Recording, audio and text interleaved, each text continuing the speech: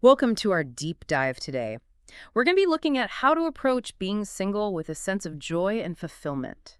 Yeah, it's something that a lot of people think about. And the source that you provided these excerpts from a Christian podcast titled, How Do We Embrace Singleness with Joy?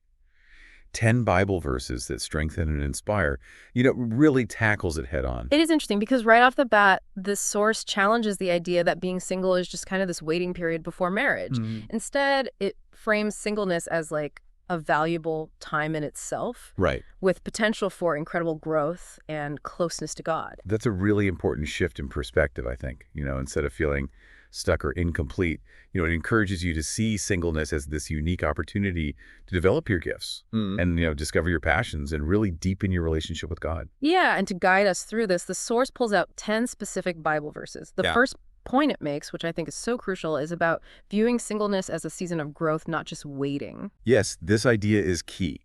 It's about recognizing that your life has purpose and meaning right now in this very moment, regardless of your relationship status. And that's where 1 Corinthians 7.34 comes in. It talks about how single people can be fully devoted to the Lord in a way that might be different once they're married. The verse highlights the unique freedom and focus that singleness can bring to your spiritual journey.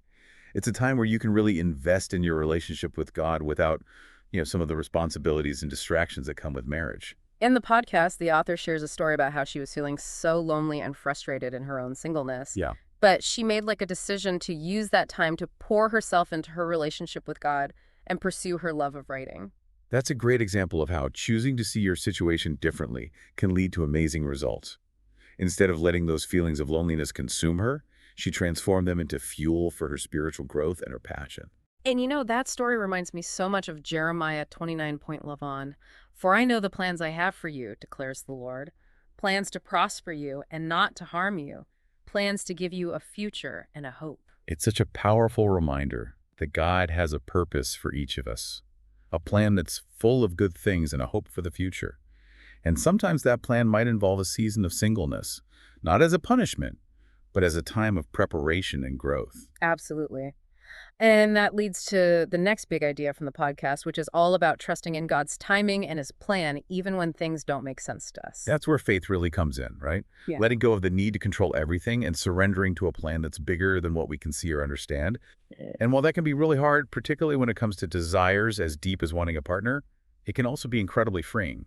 It makes me think of Matthew 6.33. But seek first his kingdom and his righteousness, and all these things will be given to you as well. That verse speaks to the importance of aligning our priorities with God's dating. It's about shifting our focus from, when will I get married, to how can I grow closer to God and live a life that honors him? So instead of letting anxiety about finding a partner take over, we can focus on building that strong foundation in our relationship with God and becoming the best versions of ourselves. And what's fascinating here is that when we make that shift, a sense of peace and purpose often follows. Imagine feeling fulfilled in your singleness, even if you still have a desire for marriage. That's what trusting in God's plan can look like. Okay, so we've talked about seeing singleness as a time for growth, and then this big idea of trusting in God's timing. But what about those times when those doubts or feelings of loneliness just creep in? How can we find strength and encouragement? Well, the podcast suggests turning to Scripture for that. And I think that's often where we find the most comfort and direction. It highlights 3 verses that I think are incredibly relevant to the challenges of singleness. I love these verses. The first one that stood out to me is Psalm 37.4. Take delight in the Lord, and he will give you the desires of your heart. This verse isn't about manipulating God into giving us what we want. It's about aligning our desires with his will. It's about finding our joy and fulfillment in him, first and foremost. That's so important. It's like when our deepest joy comes from our relationship with God, our perspective on everything else, including singleness, starts to shift. The next verse, Isaiah 62.4, is one of the most beautiful and reassuring passages, especially for anyone who's feeling alone or overlooked. It says, "No longer will they call you deserted or name your land desolate, but you will be called Hephzibah and your land Beulah, for the Lord will take delight in you and your land will be married." It's like God is stepping in and saying, I see you, I delight in you, and you are not abandoned. That feeling of being cherished and loved by God, that's what can carry us through those moments of doubt or loneliness. And the last verse in this section, Ecclesiastes 3.1, reminds us, "He has made everything beautiful in his time." which ties back to trusting in God's timing. It might not always align with what we want, but ultimately, His timing is perfect. And it's not about passively waiting around. It's about actively using this time to grow, to learn to serve. It's about recognizing the beauty and the potential of the present moment, even if it looks different than what we might have envisioned. These verses are so comforting and hopeful. Even when things feel tough, we can hold on to the truth that God is with us. He has a plan, and He will bring beauty into our lives in His perfect time. Exactly. And speaking of using this time, well, the podcast goes on to offer some very practical steps for living a truly fulfilling single life. Steps that go beyond simply waiting for a relationship to happen. Let's dive into those practical tips in part 2 of our deep dive. Welcome back. It's great to continue this exploration with you. So, we've been talking about seeing singleness as a time of growth and purpose, and really leaning into trusting God's timing. But let's be honest, there are going to be times when those doubts and feelings of loneliness creep in. What do we do then? It's so important to acknowledge that singleness can be challenging at times. Hmm. It's not about pretending that everything is always sunshine and roses. Right, There will be moments of loneliness, right. of frustration, maybe even a sense of longing for something more. Those feelings are so real, and I think sometimes we can feel like we're not supposed to have them, especially in the context of faith. That's where I think the podcast's advice is so helpful. It starts by reminding us that our feelings are valid. It's okay to feel lonely or discouraged. It's even okay to grieve the absence of a romantic partner in your life. It's like giving ourselves permission to be human, to experience the full range of emotions without judgment or shame. Exactly. And then it's about what we do with those feelings. The podcast encourages us to bring them to God, to be honest with Him about our fears, our doubts, our longings. He can handle it. Prayer can be such a powerful tool for processing our emotions. It's like inviting God into the midst of our struggles and finding comfort in His presence. And it's not just about asking God to take away the discomfort. It's about seeking His perspective, His peace in the middle of those difficult feelings. The podcast also talks about finding healthy outlets for our emotions, things like journaling or talking to a trusted friend or counselor, or maybe even expressing ourselves creatively through art or music. It's about finding healthy ways to process those emotions, to release that pent-up energy in ways that are constructive and life-giving. Sometimes just getting those feelings out of our heads and hearts can make a world of difference. It's so easy to get stuck in our own heads, but when we can express those feelings, share them with someone we trust, or channel them into something creative, it can really help to shift our perspective. And something that's so important to remember is that we're not alone in this.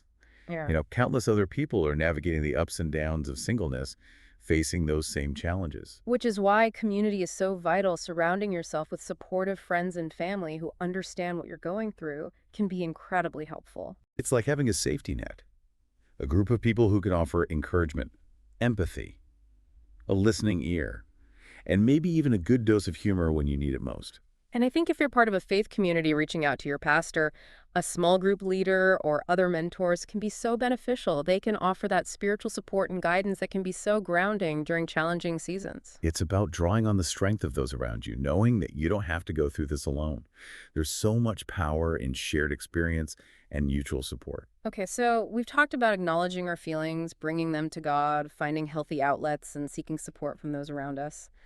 But what about those times when we feel like we're just waiting? How do we stay motivated and engaged in life when we're longing for something more? That's where the podcast's emphasis on purpose really resonates.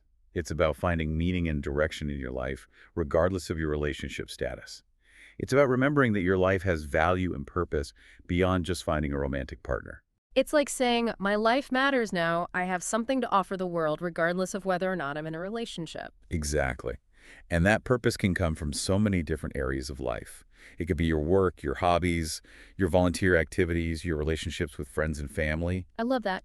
It's about identifying the things that light you up, that make you feel alive and engaged, and then pursuing them with passion and energy. And remember, your purpose might evolve over time. It's okay to explore different interests, to try new things, and to see where your passions lead you. The podcast also talks about the incredible impact that serving others can have on our own sense of purpose and fulfillment. When we focus on making a difference in the lives of others, it can shift our perspective and bring a joy that transcends our circumstances. It's about getting outside of ourselves and using our gifts and talents to make the world a better place.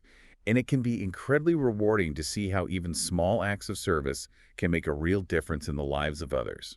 The podcast mentions things like volunteering at a local charity, mentoring a young person, or even just being a good friend and neighbor. Exactly.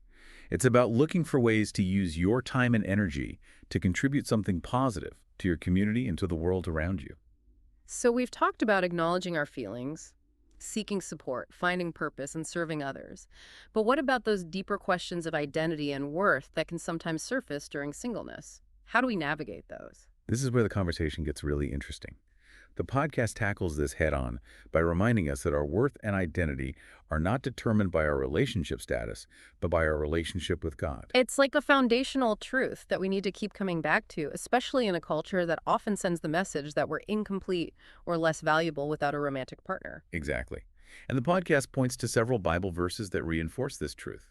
For instance, Psalm 139.1 through 14 says, "For you formed my inward parts, you knitted me together in my mother's womb.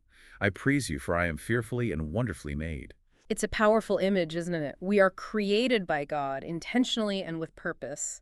Not an accident, not an afterthought. And Ephesians 2.10 tells us that we are God's handiwork created in Christ Jesus to do good works, which God prepared in advance for us to do. So not only are we created with purpose, but we are also equipped to fulfill that purpose. Our worth and our identity are rooted in who God created us to be, not in our relationship status. That's a truth that can set us free from the pressure to find our worth in a romantic relationship. It allows us to see ourselves as complete and whole individuals, loved and cherished by God, just as we are. I think that's such a crucial message for anyone who's struggling with feelings of insecurity or inadequacy in their singleness. It's a reminder that our value comes from God, not from the world's ever-changing standards. Which brings us to another important point that the podcast makes. It encourages us to challenge those societal narratives that tell us we're not enough without a romantic partner. It's like we're constantly bombarded with messages that equate happiness and fulfillment with being in a relationship. And if we're not in a relationship, we're somehow failing or missing out. Exactly. And those messages can be so damaging, especially for people who are already feeling vulnerable or insecure. So how do we challenge those narratives? How do we start to see ourselves and singleness differently? The podcast offers a few practical suggestions. First, it's about becoming more aware of the messages we're consuming. Pay attention to the movies you watch, the books, you read, the social media accounts you follow. Are they reinforcing the idea that you need a romantic partner to be happy and fulfilled? It's like taking inventory of the messages we're allowing into our minds and hearts and making conscious choices about what we consume. Exactly. And then when you encounter those harmful messages, don't be afraid to challenge them. Talk to your friends about it. Post about it on social media. Write a blog post. It's about speaking up and offering a different perspective, a perspective that affirms the value and worth of single people. I love that. It's about shifting the narrative, both for ourselves and for others. The podcast also encourages us to celebrate the unique gifts and strengths that singleness offers. This is something we talked about earlier, right? The freedom to pursue our passions, the opportunity to invest in our personal growth, the space to really focus on our relationship with God. Exactly. And instead of viewing those things as consolation prizes, we can celebrate them as valuable aspects of this season of life. It's about shifting our mindset from scarcity to abundance, from I'm missing out to I'm grateful for. And that shift in perspective can make all the difference.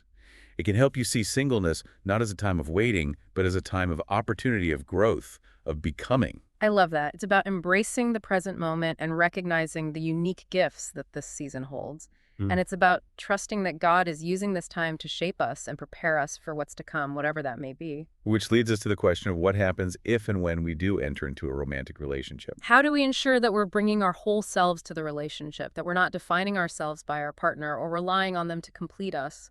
And that's where we'll be exploring in the final part of our deep dive. Welcome back to our deep dive into navigating singleness with joy and purpose.